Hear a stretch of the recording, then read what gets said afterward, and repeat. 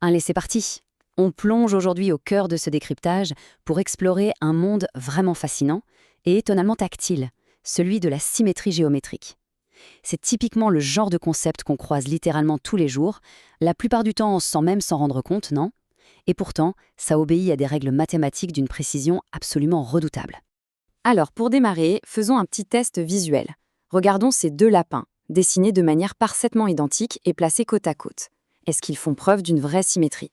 À première vue, notre cerveau a tout de suite envie de dire oui, parce qu'ils se ressemblent comme deux gouttes d'eau. Mais attention, la géométrie a ses propres lois, et elle cache un secret bien plus exigeant qu'une simple ressemblance visuelle. Voici notre plan d'attaque pour y voir plus clair. D'abord, on va percer le secret du miroir. Ensuite, on comptera les axes. En 3, on découvrira la fameuse astuce du quadrillage. Et pour finir en beauté, on dessinera sans filet. On attaque donc tout de suite avec la section 1, le secret du miroir, ou la différence fondamentale entre voir et superposer. Donc ce qu'il faut vraiment retenir ici, c'est que la véritable symétrie axiale, ça demande une action physique, ou du moins d'imaginer la sensation physique de plier la feuille.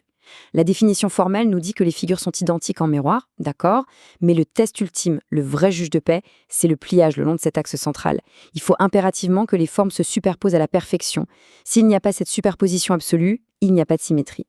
Et là, la différence saute aux yeux. Regardez d'un côté. On a deux lettres F qui se font face. Si on plie la feuille, paf, elles se fondent l'une dans l'autre sans dépasser d'1 millimètre. De l'autre côté, nos fameux lapins du début.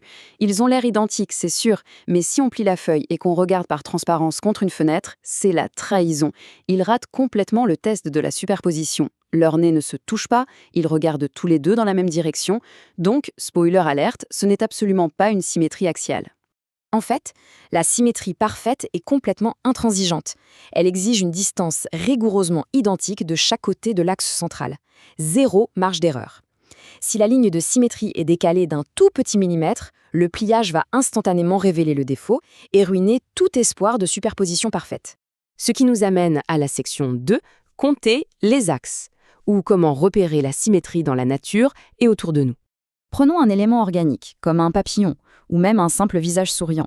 Eh bien, on se rend vite compte que ce type de figure ne possède qu'un seul et unique axe vertical qui permet un pliage parfait. Il n'y a vraiment aucune autre alternative possible. Mais ce qui devient vraiment captivant quand on regarde ces données, c'est de voir comment le nombre d'axes de pliage explose au fur et à mesure que les formes géométriques deviennent plus régulières. Un rectangle, ça nous offre 2 axes. Un triangle régulier monte à 3. Et un carré parfait, avec ses angles droits et ses côtés égaux, eh bien ça nous donne pas moins de 4 manières différentes de le plier parfaitement.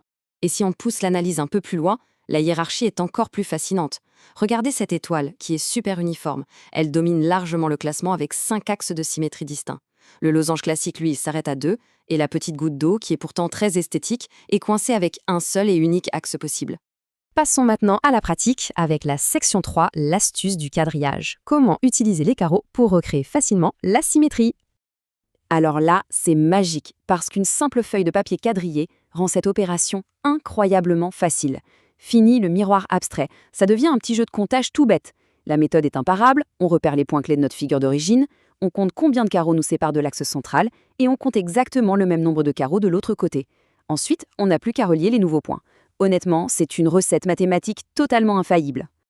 Mais pour les plus aventureux, voici la section 4, dessiner sans filet, ou comment maîtriser la page blanche.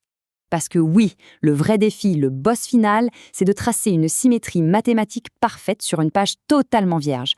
Et pour corser le tout, avec un axe de symétrie oblique, c'est-à-dire complètement penché. Là, il faut ralentir un peu le rythme. On va décortiquer la méthode précise pour atteindre cette fameuse perfection mathématique, sans l'aide d'aucune petite ligne directrice pour nous sauver. Voici donc la trousse à outils absolue en 4 petites étapes pour réussir ce tour de force. 1. On identifie les points de repère de la figure. 2. On trace des droites strictement perpendiculaires à notre axe. 3. On reporte la distance exacte de l'autre côté de cet axe. Et 4. On relie consciencieusement chaque point. C'est aussi simple que ça. Sauf que l'étape clé ici, c'est vraiment de, je cite, tracer la perpendiculaire à l'axe de symétrie qui passe par le point.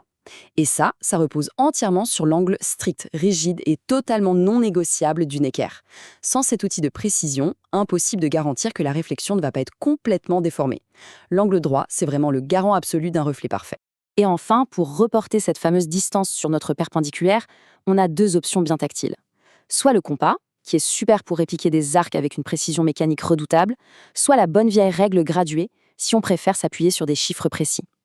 L'un ou l'autre reproduira fidèlement l'espace exact pour satisfaire, vous l'aurez compris, la grande règle de la superposition parfaite. Après avoir construit tout ça et tracé des répliques aussi exactes sur une feuille blanche, on est quand même en droit de se poser une dernière question. Sachant que la symétrie absolue exige des distances mathématiques hyper précises et des lignes perpendiculaires d'une rigueur microscopique, est-ce que cette perfection existe véritablement quelque part dans la nature?